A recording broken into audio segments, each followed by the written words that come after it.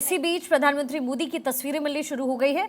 छत्तीसगढ़ के रायगढ़ में इस वक्त वो मौजूद हैं। उपहार मिल रहा है।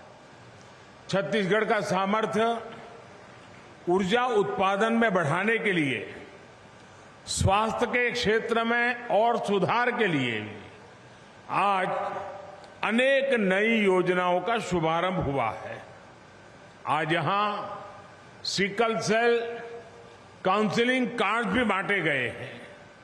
साथियों, आधुनिक विकास की तेज रफ्तार के साथ ही गरीब कल्याण के भी तेज रफ्तार का भारतीय मॉडल आज पूरी दुनिया देख रही है, उसकी सराहना कर रही है।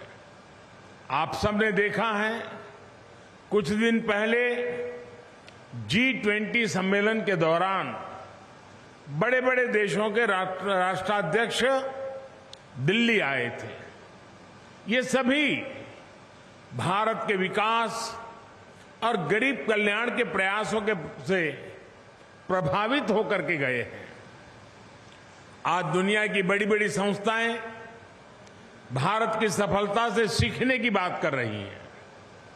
ऐसा इसलिए क्योंकि आज विकास में देश के हर राज्य को, हर इलाके को बराबर प्राथमिकता मिल रही है। और जैसा उप मुख्यमंत्री जी ने कहा, हमें मिलकर के देश को आगे बढ़ाना है।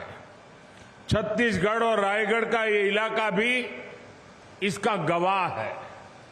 मैं आप सभी को इन विकास कार्यों के लिए बहुत बहुत बधाई देता हूं। मेरे परिवारजनों, छत्तीसगढ़ हमारे लिए देश के विकास के पावर हाउस की तरह है और देश को भी आगे बढ़ने की ऊर्जा तभी मिलेगी जब उसके पावर हाउस अपनी पूरी ताकत से काम करेंगे। इसी सोच के साथ बीते 9 वर्षों में हमने छत्तीसगढ़ के बहुमुखी विकास के लिए निरंतर काम किया है। उस विजन का, उन नीतियों का परिणाम आज हमें यहां दिख रहा है।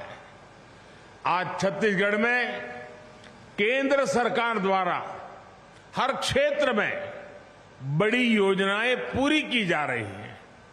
नई नई परियोजनाओं की नींव रखी जा रही है। आपको याद होगा, अभी जुलाई के महीने में ही मैं विकास परियोजनाओं के लिए रायपुर आया था। तब मुझे विशाखापट्टनम से रायपुर इकोनॉमिक कॉरिडोर और रायपुर से धनबाद इकोनॉमिक कॉरिडोर जैसी परियोजनाओं के शिलान्यास का सौभाग्य मिला था। कई अहम नेशनल हाईवेज का उपहार भी आपके राज्य को मिला था। और अब आज छत्तीसगढ़ के रेल नेटवर्क के विकास का एक नया अध्याय लिखा जा रहा है। इस रेल नेटवर्क से बिलासपुर मुंबई रेल लाइन के झारसुगुड़ा बिलासपुर सेक्शन की व्यस्तता कम होगी। इसी तरह जो अन्य रेल लाइनें शुरू हो रही हैं, रेल कॉरिडोर बन रहे हैं, वो छत्तीसगढ़ के औद्योगिक विकास को नई ऊंचाई देंगे। जमीन रूट्स पर काम पूरा होगा तो इससे छत्तीसगढ़ के लोगों को तो सुविधा होगी ही, साथ ही यहां रोजगार और आमदनी के नए नए अवसर भी पैदा होंगे।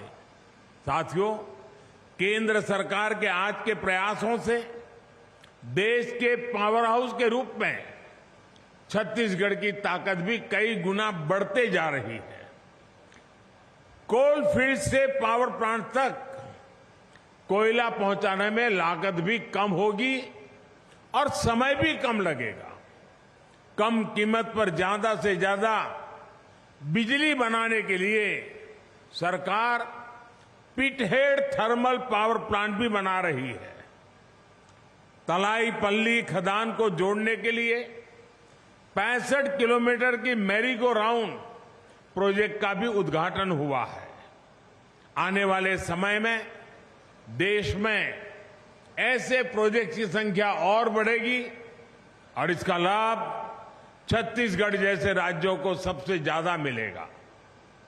मेरे परिवारजनों, हमें अमृत काल के अगले 25 वर्षों में अपने देश को विकसित बनाना है। ये काम तभी पूरा होगा जब विकास में हर एक देशवासी की बराबर भागीदारी होगी। हमें देश की ऊर्जा जरूरतों को भी पूरा करना है और अपने पर्यावरण की भी चिंता करनी है। इसी सोच के साथ सूरजपुर जिले में बंद पड़ी कोयला खदान को इको टूरिज्म के रूप में विकसित किया गया है। कोरबा क्षेत्र में भी इसी तरह के इको पार्क विकसित करने का काम किया जा रहा है।